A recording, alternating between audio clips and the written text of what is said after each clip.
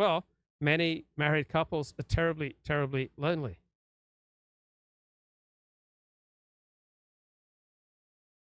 I remember years ago on the stepper at the Y, and the young woman next to me said, "How can you do that?" I said, "Pick your feet up." She said, "No, you don't have headphones on." Yeah, I would go crazy. All right, my mind needs to be occupied. So I can't imagine going for a walk without listening to.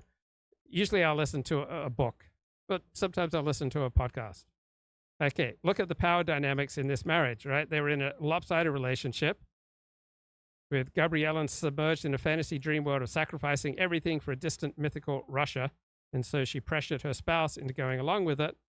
Right? She thought she could simply email the Russian embassy, offer them help, and then trust whoever reads emails from random strangers over there.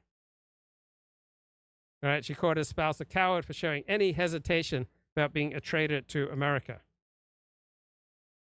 Right? There wasn't a financial motive. This was a spy fantasy concocted by a woman who wanted to feel important.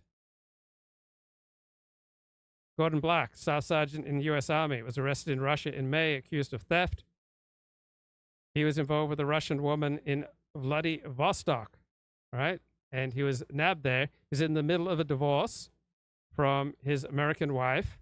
Found pictures of him with the Russian woman in question, and she drained him of his interests, national security interests, right? She humiliated him. So Black decided to risk it all for a Russian woman, right? He was incredibly lonely and he was vulnerable. 40, don't you need time to think through, develop, refine your own thoughts? I do. And the best way I refine my own thoughts is by listening to other thoughts or by listening to music, or they just hit me. Often when I'm reading the newspaper, listening to a podcast, listening to a book, then the thoughts just start flowing in and start making notes on my phone.